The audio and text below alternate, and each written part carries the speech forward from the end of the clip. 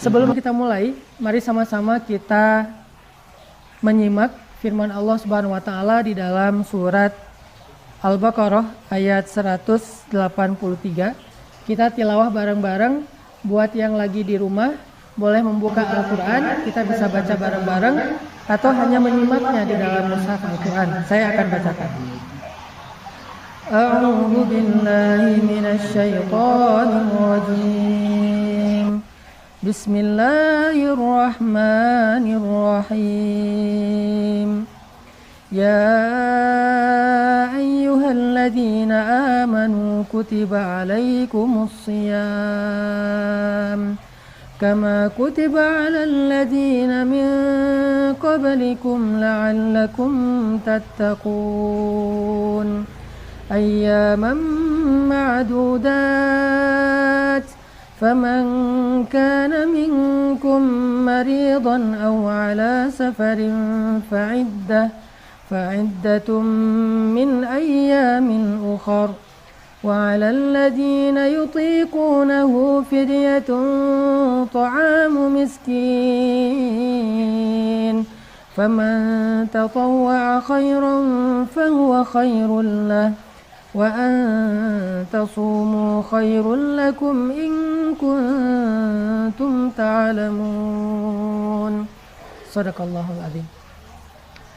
Teman-teman yang dirahmati Allah Subhanahu wa taala, untuk membahas tentang keberkahan Ramadan pada sore hari ini, saya pengen mengajak kepada teman-teman semuanya untuk merenungkan 3 hadis yang secara redaksinya, secara teks mirip.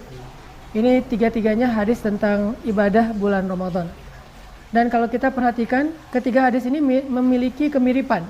Mirip dengan ayat Al-Quran di dalam Al-Quran yang isinya misalnya pengulangan-pengulangan, yaitu kalimat fabi'ayyi ala irabbikuma tukadziban, fabi'ayyi ala irabbika tatamaro, atau watawasau bil haq, watawasau bis sabr, watawasau bis sabr, watawasau bil marhamah. Itu ada kemiripan antara satu ayat dengan ayat yang lain.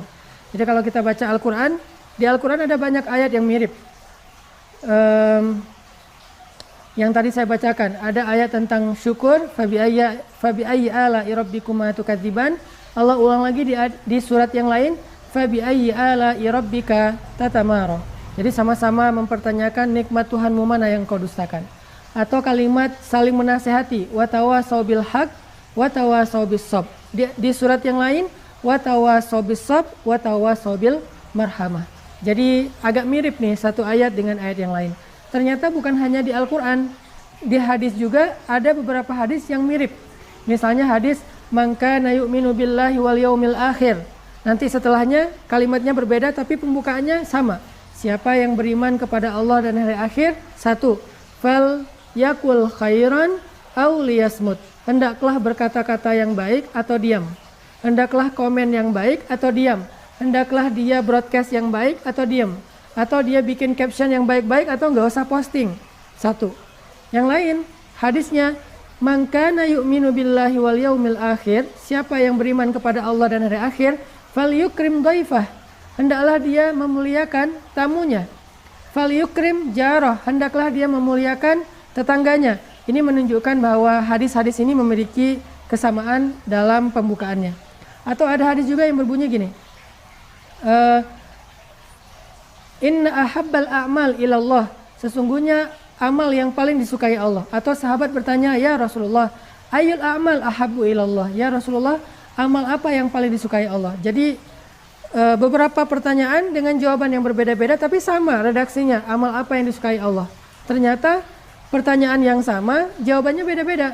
Yang pertama kata Nabi, amal yang paling disukai Allah adalah, sebutlah jihad fisabilillah. Dalam riwayat yang lain, amal yang paling disukai Allah adalah sholat tepat pada waktunya.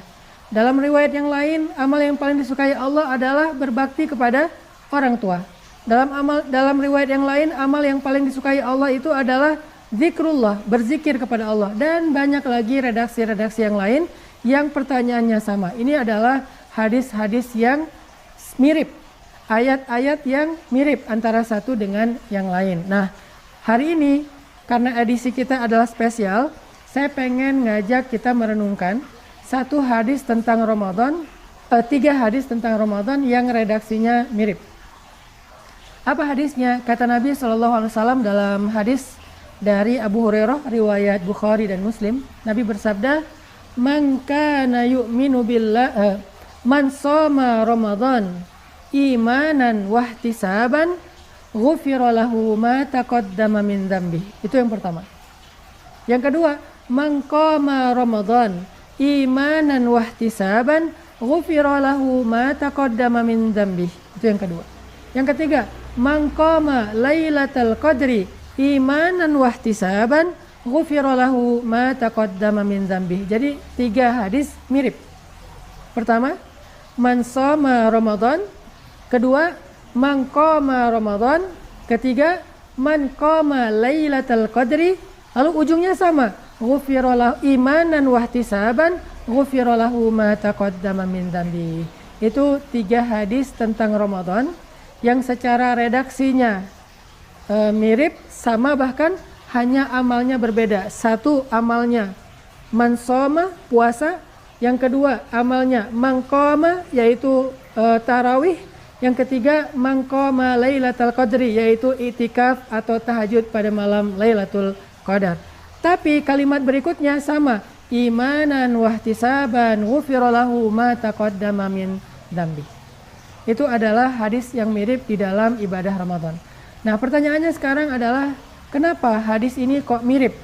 Sebagaimana ayat di Al-Quran mirip antara satu dengan yang lain. Sebagaimana juga hadis-hadis yang tadi saya sampaikan dalam tema-tema yang berbeda juga mirip. Kenapa ada kemiripan satu dalil dengan dalil yang lain? Ini menunjukkan bahwa ketika ada tikror, ketika ada pengulangan dalam redaksi-redaksi syariat, baik itu Al-Quran maupun hadis, berarti sesuatu yang dibahas itu penting. Jadi kalau Allah ulang-ulang, berarti yang diulang-ulang itu sesuatu yang penting. Ketika Allah mengulang-ulang kalimat misalnya fabi ayyi ala'i rabbikuma tukadziban, berarti masalah nikmat Allah itu sesuatu yang penting. Bahwa bersyukur itu sesuatu yang penting. Ketika Allah mengulang-ulang kalimat ya ayyuhalladzina amanu di satu surat dengan surat yang lain, sering kan Allah panggil, termasuk di surat Al-Baqarah 183, ya ayyuhalladzina amanu. Di surat yang lain, ya ayyuhalladzina amanu. Berarti orang yang beriman itu penting di mata Allah Subhanahu wa taala. Begitu juga dengan hadis tentang Ramadan. Apa yang Nabi bahas di dalam 3 hadis ini adalah sesuatu yang sangat penting. Apa yang dibahas? Nabi mengatakan, man shoma Ramadan, siapa yang berpuasa di bulan Ramadan, man qama Ramadan, siapa yang sholat tarawih di bulan Ramadan, man qama lailatul qadri, siapa yang itikaf sampai mendapatkan lailatul qadri, lailatul qadr di bulan Ramadan, imanan wahtisaban. Ini yang akan kita bahas. Bagaimana caranya bulan Ramadan kita menjadi bulan Ramadan yang penuh dengan amal solih. Walaupun Nabi menyebutkan hanya 3 amal solih, tetapi ini tidak terbatas dengan 3 aja. 3 ini semacam simbolik. Kalau mau disebutkan semuanya, panjang banget hadisnya. Makanya Nabi mengambil 3 sampel amal yang paling istimewa di bulan Ramadan untuk mewakili amal-amal yang lain. Jadi termasuk di dalamnya nanti tadarus, termasuk di dalamnya nanti sedekah atau memberi makan orang yang berbuka, termasuk di dalamnya nanti zikir, termasuk nanti di dalamnya takbiran lebaran, termasuk di dalamnya nanti sahur, takjil, dan berbagai macam amal-amal lain sepanjang bulan Ramadan. Tapi semua amal itu diwakili dengan 3 sampel, puasa, taraweh, iktikaf, malam Lailatul Qadar. Jadi gimana caranya, maksud dari hadis ini, gimana caranya kita tetap semangat beramal soleh di bulan Ramadan. Gimana caranya semua amal yang kita lakukan di bulan Ramadan itu bisa menjadi berkah. Sebagaimana judul kita, keberkahan Ramadan. Tahu arti berkah? Berkah itu dalam bahasa Arab artinya ziyadatul khair, bertambah kebaikan. Berkah itu artinya bertambah kebaikan. Arti bertambah kebaikan, ketika kita melakukan satu kebaikan, kebaikan itu membawa kita kepada kebaikan lain. Itu artinya berkah. Contoh, kita bantu teman, gara-gara kita bantu dia, dia jadi besanan sama kita. Dia jadi iparan sama kita. Dia ternyata jadi jodohnya kita. Nah, itu namanya berkah. Kalau cuma ngebantu terus selesai, itu namanya pahala. Tapi kalau ngebantu tapi bertambah kebaikan, itu namanya bukan hanya pahala tapi berkah. Al-hasanat, satu kebaikan membawa kita kepada hasanat yang lain, kebaikan-kebaikan yang lain. Nah, di bulan Ramadan kita pengen apa yang kita lakukan itu bukan hanya menjadi kebaikan, tetapi bertambah kebaikan. Bukan hanya jadi pahala, tapi bertambah pahala. Terus gimana caranya biar apapun yang kita lakukan di bulan Ramadan bisa menjadi ziyadatul khair, bertambah kebaikan di bulan-bulan yang lain, bertambah kebaikan bagi kita di dunia dan di akhirat. Nabi mengajarkan kepada kita 2 tips saja. Dari 3 hadis tadi, hanya ada 2 tips sederhana kalau kita pengen ibadah Ramadan kita itu maksimal. Tips yang pertama adalah imanan. Kita melakukan ibadah apapun di bulan Ramadan dalam keadaan beriman. Dalam keadaan kita landasannya melakukan ini karena kita percaya kepada Allah. Kita percaya bahwa puasa ini adalah kebaikan. Kita percaya bahwa puasa ini adalah syariat. Kita percaya bahwa puasa ini adalah perintah Allah. Kita percaya bahwa puasa ini adalah sesuatu yang menguntungkan bagi kita. Kita percaya bahwa puasa ini adalah salah satu di antara keistimewaan yang Allah berikan kepada kita. Kita percaya, kita yakin, itu namanya imanan. Karena ada banyak orang yang berpuasa, tetapi dia nggak percaya kalau puasa itu penting. Dia berpuasa hanya karena kewajiban, dia berpuasa hanya karena mungkin, bahkan ada yang berpuasa lebih ke sekedar kayak apa ya, tradisi misalnya. Nah, kita berpuasa karena kita percaya puasa itu sehat. Sehingga siapa yang pengen sehat, dia berpuasa. Kita percaya bahwa puasa itu perintah Allah, bukan sekedar tradisi, bukan sekedar kebiasaan, bukan sekedar saya pengen aja, tapi emang perintah Allah. Dan gak ada yang diperintahkan Allah kecuali kebaikan. Tidak ada yang Allah larang kecuali itu buruk untuk kita. Ada banyak orang yang beramal solih atau berbuat baik dalam kehidupan, tetapi tidak dilandasi dengan keimanan. Salah satu di antara orang itu adalah, misalnya sebutlah Abu Thalib. Abu Thalib itu orang yang sangat baik, berjasa bagi Rasulullah SAW. Tetapi jasanya sama sekali tidak bermanfaat untuk Abu Thalib, baik di dunia maupun di akhirat. Kenapa? Karena Abu Thalib tidak beriman. Jadi iman adalah syarat amal soleh kita. Siapa yang tidak beriman, maka amal-amalnya habitat a'maluhum, amal-amalnya akan berguguran. Jadi nggak cukup teman-teman kita hanya menjadi orang baik, tapi kita harus menjadi orang yang beriman. Soalnya kalau kita jadi orang baik tapi tidak beriman kepada Allah, kebaikan kita itu nggak akan bernilai di mata Allah. Jadi ibaratnya gini, syarat mendapatkan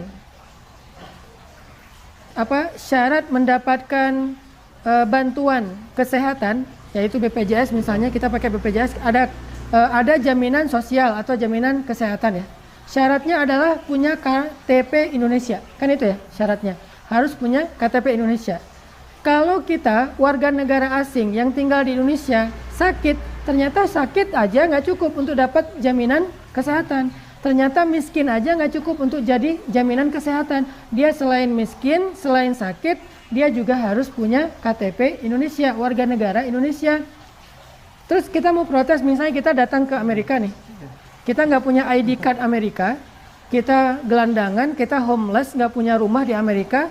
Terus kita bilang ke pemerintah Amerika, pemerintahnya nggak fair nih, saya sakit kok terlantar, nggak ada yang ngobatin, nggak ada yang biayain. Padahal saya miskin, saya nggak punya duit, saya terlantar.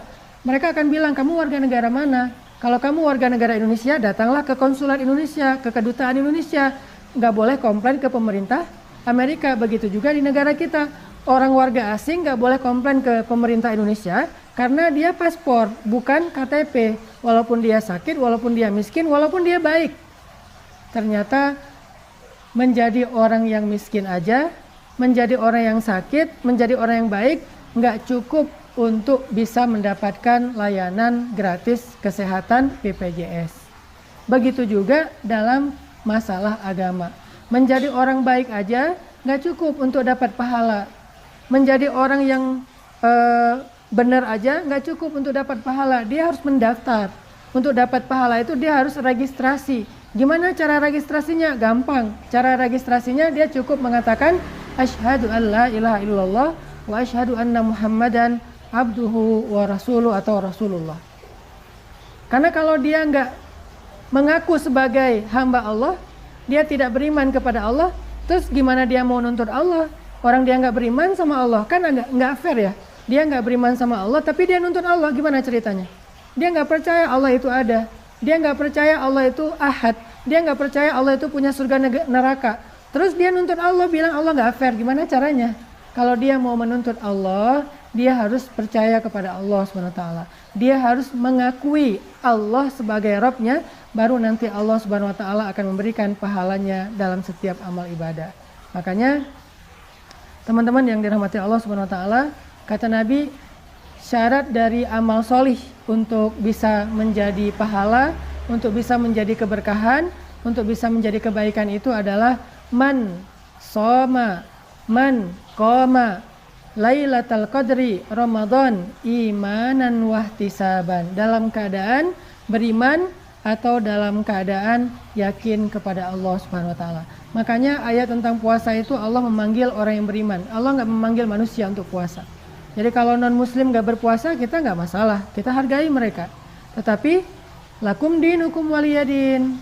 Mereka dengan agamanya, kita dengan agama kita. Nanti mereka masalah surga neraka ya dengan keyakinan mereka. Dalam keyakinan kita, surga neraka itu milik Allah, dan hanya orang yang berpuasa yang mendapatkan jaminan masuk surga dari pintu khusus, yaitu pintu Ar-Rayyan. Sehingga Allah memanggil ya ayyuhalladzina amanu. Jadi syarat pertama dari ibadah puasa itu adalah iman, Islam. Harus orang yang yakin kepada Allah SWT. Bagaimana dengan orang yang Islam tapi nggak yakin? Karena kalau orang yang bukan muslim, non muslim, ya kita udah paham lah. Masalahnya nih Islam tapi nggak yakin.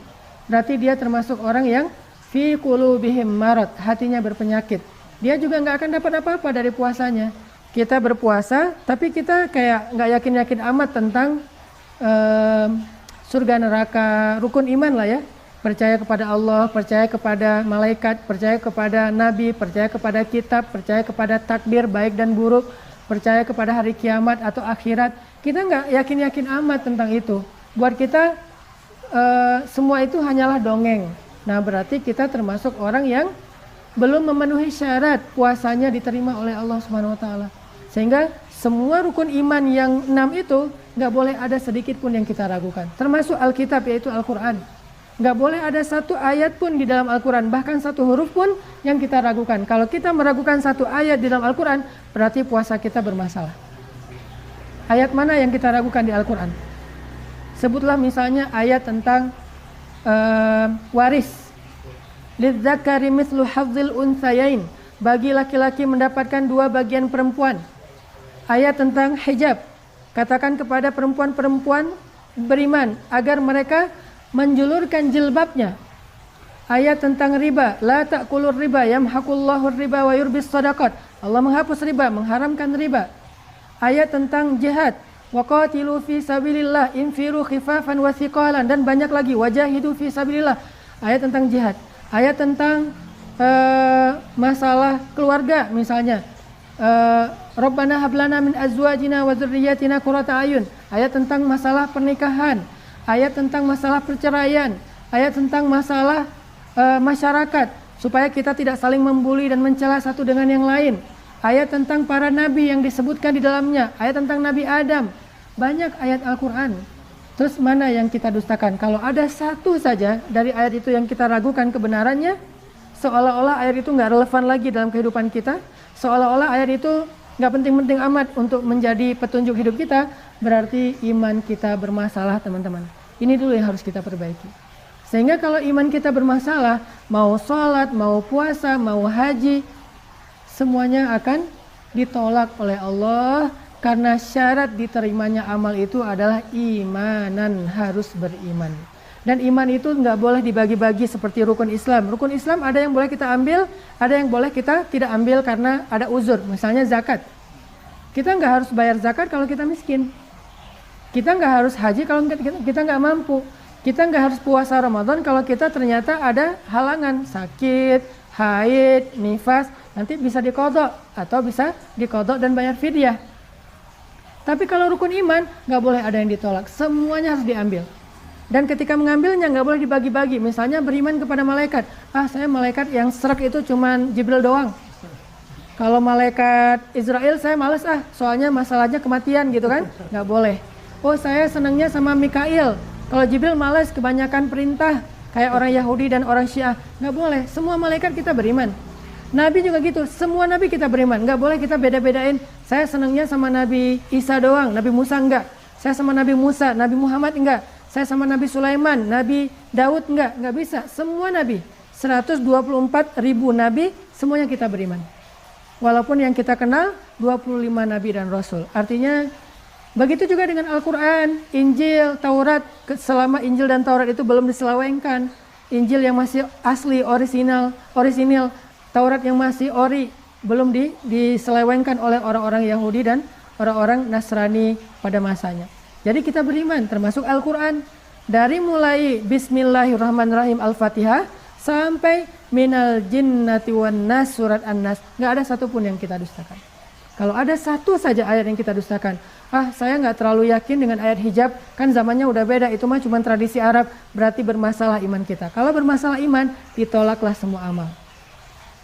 Sesungguhnya orang-orang yang kafir, orang-orang yang mendustakan Allah Subhanahu wa taala, amal-amal mereka habitat a'maluhum fid dunya wal akhirah. Di dunia dan di akhirat amal mereka tertolak atau berguguran. Itu yang harus kita perbaiki dulu teman-teman. Ini untuk sesi yang pertama. Insyaallah nanti syarat yang kedua kita bahas pada sesi yang kedua. Saya kembalikan ke Kak Buni. Oke, terima kasih Ustaz Ataki. Ini teman-teman tadi sudah menyimak pemaparan yang luar biasa yang mengenai Ramadan. Ini saya akan cek dulu. Ada beberapa pertanyaan yang sudah masuk. Dan juga ingin mengucapkan selamat datang gabung di channel YouTube-nya Dana Syariah Indonesia. Dan kita lagi ngobrol bareng sama guru kita Ustaz Ataki ya. Ini ada yang masuk pertanyaannya. Ada dua pertanyaan yang satu tema. Yang pertama tadi ada beberapa yang sudah dijawab sama Ustaz. Ini dari Denny Supriyanto, ibu bertanya Ustaz, apakah amalan yang gampang atau mudah dilakukan di bulan Ramadan, tapi pahalanya besar di Allah? Terus kemudian yang selanjutnya, ini adalah dari Ronald Muhammad Rusmana. Ini alhamdulillah di tempat saya ini bisa melaksanakan sholat secara berjamaah di masjid, termasuk sholat tarawih berjamaah. Cuma masalahnya Ustaz, ini kecepatan sholatnya luar biasa banget. Bagaimana ini cara kita menyikapinya? Dan yang selanjutnya ini kita akan berkasih untuk 3 pertanyaan dulu. Ini bagaimana Ustaz dari Ramadan untuk mengganti itikaf di 2 hari terakhir bulan Ramadan dengan kondisi pandemi yang sekarang. Mohon. Pertama pertanyaannya tentang amal yang mudah tapi berpahala besar. Salah satu amal yang paling gampang dan berpahala besar itu adalah zikir. Nabi SAW bersabda, kalimatan khafifatan 'alal lisan, tsaqilatan fil mizan, habibatan ilar rahman. Ada 2 kalimat yang mudah banget diucapin dengan lisan, mudah banget. Tapi sangat berat timbangannya dalam kebaikan-kebaikan kita. Dan Allah suka banget dengan kalimat itu. Udah dia mudah, tapi dia berat timbangan kebaikannya, nilainya besar, dan Allah suka banget dengan kalimat itu. Ini amal paling gampang nih. Apa kalimatnya kata Nabi? Subhanallahi wa bihamdih, subhanallahil azim. Mengucapkan kalimat subhanallahi wa bihamdih, subhanallahil azim. Kira-kira butuh berapa detik bagi saya untuk mengucapkan kalimat itu? Subhanallahi wa bihamdih, subhanallahil azim. Cuma 5 detik. Tapi dengan 5 detik, timbangan kebaikan kita itu langsung berat. Sehingga nanti kita termasuk orang yang kata Allah, kalla inna kitabal abrari lafi illiyin. Sesungguhnya kitab orang-orang yang beriman, orang yang baik itu ada di tempat yang tinggi. Faman utiya kitabahu biyaminih, siapa yang diberikan kitabnya di sebelah kanan. Kenapa diberikan sebelah kanan? Kenapa kitabnya ditaruh di tempat yang tinggi? Karena kitabnya berisi dengan kalimat-kalimat yang baik, yang mudah diucapin tapi pahalanya besar. Daripada kita komen yang gak benar, daripada kita ngomel, daripada kita mencela. Yang kadang-kadang mencela itu butuh waktu lebih lama daripada berzikir.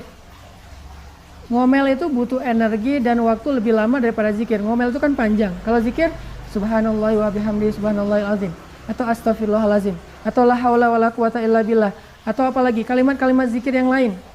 Intinya itu jauh lebih mudah daripada ngomong-ngomongin hal-hal yang lain, tapi pahalanya besar di sisi Allah. Makanya ucapkanlah setiap hari, setiap malam, subhanallah wa bihamdi subhanallahil azim. Atau kita bisa berdoa, itu juga mudah. Kita bilang, ya hayyu ya qayyum birahmatika astaghis aslih li sya'ni kullah wala takilni ila nafsi tarfata ain. Itu doa dibaca di pagi dan petang, atau ketika menjelang berbuka puasa, atau kapanpun boleh dibaca. Karena kata Nabi kepada Aisyah atau kepada Fatimah, kata Nabi, siapa yang membaca doa ini, maka Allah akan memperkenankan semua keinginan dia secara ajaib. Pengen ditunjukkan keajaiban dalam hidup, baca ya hayyu ya qayyum birahmatika astaghis aslih li sya'ni kullah wala takilni ila nafsi tarfata ain. Wahai Allah yang maha hidup lagi maha sendiri, tidak butuh pada makhluknya, maha mengurus hamba-hambanya, berikanlah kepada saya harapkan segala kebaikan kepadamu, uruslah urusan saya, jangan kau biarkan saya mengurus diri saya sendiri walaupun sekejap mata saja. Baca doa itu, atau zikir yang tadi, dan banyak lagi zikir-zikir yang mudah atau doa-doa yang mudah, sehingga di bulan Ramadan hanya dengan amal yang seringan itu insya Allah kita mendapatkan kebaikan-kebaikan yang besar. Itu yang pertama. Yang kedua tadi sholat tarawih, Ustaz. Oh iya, tapi ini tarawihnya cepat ya? Banget. Wah, cepet banget Ustaz ini. Itu namanya sholat pro ya. Sholatnya terlalu udah, karena mungkin udah biasa kali ya.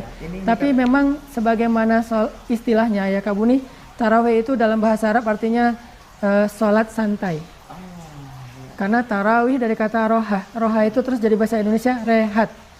Jadi rehat itu bahasa Arab, bahasa Arabnya rehat, roha. Jadi kemudian karena dilakukannya berkali-kali, disebutlah dengan istilah tarawih, sholat yang santai. Apa arti sholat yang santai? Sholatnya berdirinya santai lama, rukuknya santai lama, sujudnya santai lama, tahiyatnya santai lama, beres 4 rakaat, santainya lama. Bisa setengah jam, bisa 1 jam, itu tarawih yang sebenarnya. Tapi kalau berdirinya cepat, rukuknya cepat, sujudnya cepat, lalu nanti salam langsung bangkit lagi cepat, itu bukan tarawih, tapi itu namanya sholat musabakoh, sholat perlombaan, kompetisi untuk memecahkan rekor muri siapa yang paling cepat. Saya nggak ngomongin hukumnya, ini mah masing-masing punya mazhab. Tetapi kalau kita kembalikan kepada asal istilah tarawih itu sendiri, baru disebut tarawih kalau sholatnya santai. Memang nggak harus sepanjang Nabi yang berjus-jus, tetapi tetap dengan tuma'ninah, dengan ketenangan. Berdirinya tuma'ninah, bacaannya tuma'ninah. Alhamdulillahirabbil alamin, Ar-Rahmanir-Rahim, Maliki Yaumiddin. Itu udah paling cepat tuh, tapi masih santai. Ketimbang Alhamdulillahirrahmanirrahim, amin. Itu kan cepat banget ya. Kayaknya kurang tumakninah dan kurang memberikan hakut tilawah.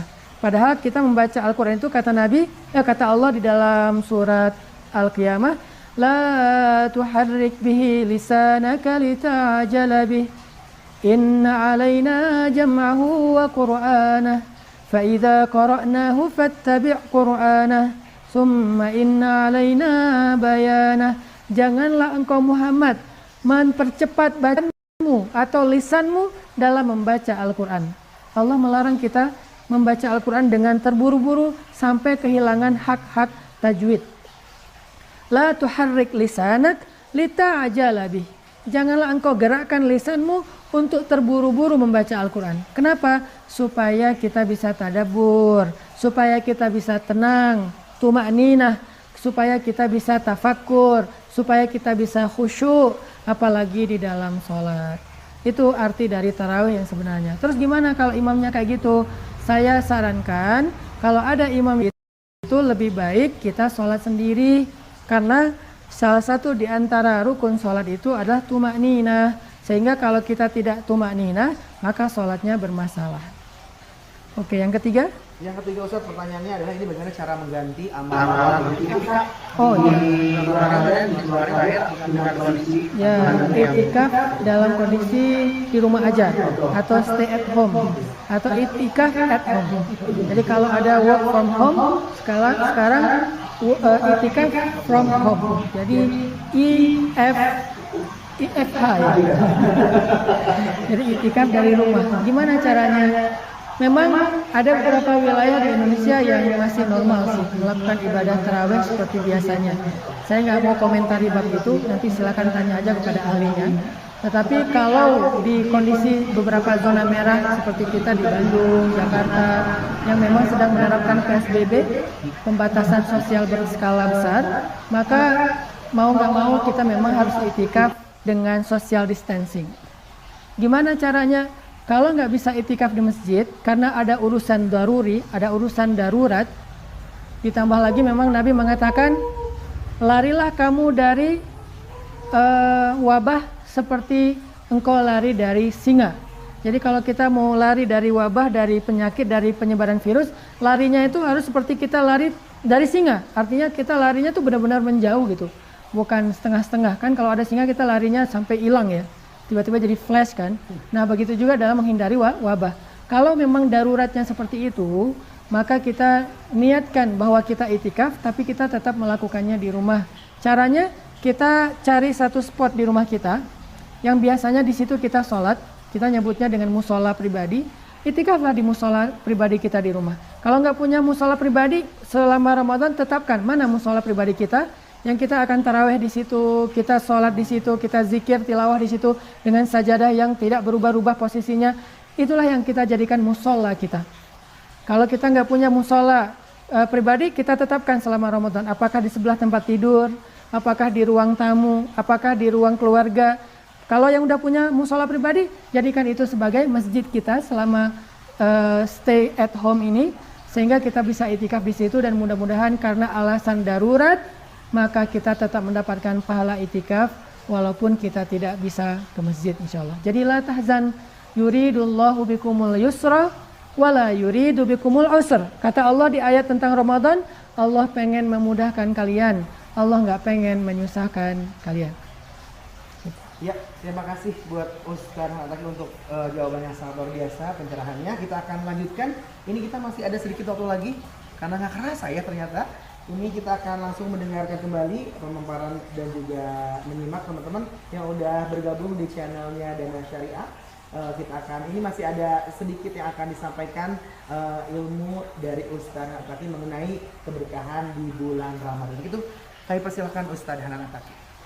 Baik, yang kedua teman-teman tentang bagaimana cara biar amal ibadah kita itu menjadi bernilai berkah, kebaikan-kebaikan, diampunkan dosa, diangkat derajat, dijadikan sebagai jalan untuk mendapatkan pertolongan Allah, dijadikan sebagai kebaikan untuk di akhirat, surga Allah Subhanahu wa taala. Syarat yang kedua supaya amal kita itu menjadi amal yang bernilai kebaikan, amal solih, syaratnya adalah wahtisaban. Kalau yang pertama syaratnya iman, tasdik, yakin, thiqah billah. Yang kedua syaratnya ihtisaban. Apa itu ihtisaban? Ikhlas. Jadi pertama beriman, kedua ikhlas. Karena kalau kita yakin, kita beriman dengan semua rukun iman, kita yakin puasa itu perintah Allah, kita yakin puasa itu adalah kebaikan, kita yakin tentang surga yang Allah janjikan di balik ibadah puasa, tapi kita nggak ikhlas, kita masih ibadahnya pamer. Apalagi sekarang kita hidup di era sosial media, di mana semuanya bisa kita update. Kita bisa update status, kita bisa update stories, kita bisa update feed, kita bisa update broadcast di grup, kita bisa di-repost oleh orang lain, kita bisa candid. Kadang-kadang kita nggak ada niat ria, tetapi ada yang ngeposting, ada yang share, terus kita tahu jadi kebawa ria. Banyak banget cara untuk kita bisa ria, sehingga yang harus kita jaga selama ibadah bulan Ramadan adalah ihtisaban, tajdidun niyah, perbaharui niat kita. Karena orang ria itu bisa dengan 3 celah. Pertama ria di awal, memang dia niatnya udah nggak benar dari awal, pengen pamer. Kita tilawah, apalagi misalnya yang punya akun sosial media, apakah di Instagram, di Facebook, di Twitter, di YouTube, dia pengen live nih.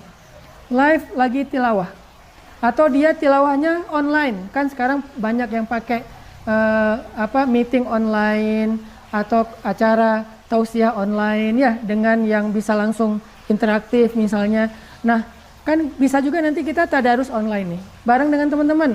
Di antara semua yang tadarus ternyata kita yang bacaannya paling bagus. Nah, muncul rasa sum'ah, rasa riya, rasa sombong. Pengen nunjukin ke yang lain kalau kita tuh yang paling bagus bacaannya. Ternyata dari 10 orang yang tadarusan bareng secara online, kita yang paling bagus bacaannya, tapi kita yang paling tidak bernilai pahalanya di sisi Allah. Kenapa? Innamal a'malu binniyat. Innallaha la yanzuru ila a'malikum wala ila aswarikum wala ila amwalikum walakin yanzuru ila qulubikum. Allah nggak ngelihat perbuatan kita dulu sebelumnya. Allah nggak ngelihat penampilan kita dulu. Allah nggak ngelihat harta kita dulu. Sebelumnya Allah akan ngelihat hati kita dulu. Kalau itu benar, baru Allah lihat yang zahir. Kata Nabi, innamal a'malu binniyat. Semua amal tergantung kepada niat. Hati-hati dengan itu. Karena jangan-jangan ketika kita misalnya nih, baru aja kemarin saya dapat edaran dari masjid komplek untuk sumbangan takjil. Kita tulis nama, kita tulis angka, berapa kita mau nyumbang takjil yang nanti akan dibagi-bagikan di masjid, diberikan kepada security komplek, kepada pekerja kebersihan komplek, dan marbot di masjid. Misalnya kita tulis nama nih, nama Hanan Ataki, sumbangan donasi takjil 1 juta, kita kirim ke masjid. Dalam hati kita muncul rasa riya, wah kayaknya nih di komplek ini kayaknya saya nih yang paling gede nih ngasihnya nih. Udah, ternyata yang paling rugi di komplek itu dalam sedekah adalah kita. Padahal yang kita yang paling gede. Kenapa? Rusak niatnya. Oh kalau gitu mending kasih kecil aja Ustadz biar nggak riya. Nggak gitu juga sih. Karena bisa jadi setan sengaja menjebak kita supaya nggak beramal. Daripada riya mending nggak usah. Daripada riya mending nggak usah tilawah. Daripada riya mending nggak usah dakwah. Bukankah dengan kita berdakwah di sosial media jadi syiar, tapi sisi lain resikonya riya. Makanya kita harus hati-hati nih. Jangan sampai kita gara-gara takut riya jadi nggak bersyiar. Kayak kita sekarang nih, tampil di live. Nanti tilawah saya diposting di YouTube, diposting di Instagram. Terus apakah saya merasa riya? Nah ini yang harus saya hati-hati. Jangan sampai gara-gara saya posting di Instagram, niatnya pengen syiar, akhirnya amal saya gugur gara-gara riya. Kebalik, saya nggak mau posting sama sekali, biar saya tidak riya. Jadinya tidak ada syiar. Makanya kita harus memperbaharui niat. Terus menjaga niat kita. Ditambah lagi di bulan Ramadan, kata ulama fikih, niat itu sebaiknya diperbaharui sebagaimana mazhab Imam Syafi'i, diperbaharui setiap malam. Sebelum subuh kita berniat kembali, baik niat yang dibaca atau niat yang di dalam hati, tapi kita perbaharui setiap malam. Jadi ada celah orang riya di awal, ada celah orang riya di tengah. Maksudnya di tengah, di awal dia ikhlas, tapi di tengah ada yang muji. Wah sumbangannya besar ya, Masya Allah, terima kasih ya Ustadz, kata orang DKM, kata marbot. Akhirnya kita ngerasa besar kepala, kita ngerasa jadi berbunga-bunga, kita ngerasa bangga diri gitu, kita merasa hebat. Nah ini namanya riya di tengah, padahal di awal udah ikhlas. Di awal kita pengen diam-diam aja, nggak ada yang tahu. Makanya kita titipin ke teman kita, ke pembantu kita, ke supir kita, tolong bawa ini ke masjid. Ya, saya nggak mau ketemu sama orang DKM, takut nanti riya. Tapi kan kita udah terpaksa nulis nama biar terdaftar. Soalnya kalau nggak nulis nama nanti nggak ketahuan kalau rumah kita itu udah memberikan hak masjid gitu kan. Terpaksa nulis nama, atau kita nggak tulis nama, nulisnya hamba Allah. Tapi nomor rumahnya ketahuan, rumah kita kan sama aja ya. Jadi ya udahlah, terpaksa nulis nama, nomor rumah dengan angka donasi. Tapi kita nggak ada niat riya, kasih aja ke DKM, dapat SMS, Pak makasih ya, Alhamdulillah sumbangan Bapak ternyata yang paling besar di komplek. Muncul sombong, itu riya di tengah. Tadarusan online, nggak ada niat riya, tapi pas ada yang bilang dari teman kita, Masya Allah suaranya bagus ya, riya di tengah. Posting bacaan Al-Quran, posting lagi ibadah, posting lagi bersedekah, posting lagi turun ke jalan untuk berdakwah dengan membantu orang-orang yang butuh. Kita posting niatnya apa? Syiar. Tapi di komen ada yang bilang, luar biasa ya, harusnya kayak gini tuh dakwah, luar biasanya tilawahnya bagus, luar biasanya suaranya bagus, saya adem kalau dengar suara ini, bacaan ini, segala macam. muncul riya di tengah, rusak amal kita. Atau riya di akhir, ini yang paling bahaya. Di awal udah kejaga, udah ikhlas. Di tengah nggak keganggu dengan pujian-pujian orang. Kita tutup mata, tutup telinga, nggak mau baca komen karena pengennya ikhlas. Tapi di akhir ada yang ngeremehin kita. Biasanya pemancingnya itu ada yang ngeremehin kita. Ada yang bilang gini, jangan cuman dakwah ngomong doang dong, beraksi, berbuat sesuatu yang konkret. Akhirnya kita kepancing, wah dia nggak tahu kemarin saya turun ke jalan. Ya dia nggak tahu kemarin saya sedekah. Dia nggak tahu kalau saya juga ikut bebersih di masjid-masjid. Dia nggak tahu, kita kepancing kan? Akhirnya kita kasih tahu, nih lihat nih postingan yang ini. Bukan cuma ngomong, saya juga turun. Akhirnya gugur lagi amal kita. Istri masak untuk suami, awalnya ikhlas, di tengah dia ikhlas, tapi besoknya suaminya komplain. Mah, kok puasa kita tahun ini biasa-biasa aja ya? Kayaknya nggak ada yang spesial dari makanan. Akhirnya kepancing. Pak tahu nggak, aku tuh udah gini. Sebutin satu-satu kebaikan kita. Suami juga gitu. Awalnya mencari nafkah, nggak ada niat riya, nggak ada niat pengen dipuji sama istri. Tapi di tengah juga nggak terganggu. Di akhir mertua ngebanding-bandingin kita sama menantu yang lain. Akhirnya kita kepancing. Nah ini namanya riya di akhir. Itu juga bisa menggugurkan pahala dari amal yang kita lakukan. Makanya kata ulama, jaddidu niyatakum, perbaharui niat kalian di awal, di tengah, di akhir, supaya terjaga sampai akhir hayat kita amal itu tetap menjadi amal yang utuh. Itulah dua syarat amal kita di bulan Ramadan menjadi amal solih, amal yang berpahala besar di sisi Allah, amal yang akan menjadi kebaikan dunia dan akhirat, dan amal yang bisa menjadi keberkahan dalam hidup kita insya Allah. Syaratnya dua. Satu, iman, artinya kita menjadi orang yang yakin sama Allah dengan semua rukun iman. Yang kedua, ikhlas, artinya kita lakukan semua itu karena mengharapkan pahala di sisi Allah Subhanahu wa ta'ala. Barakallahu fiik.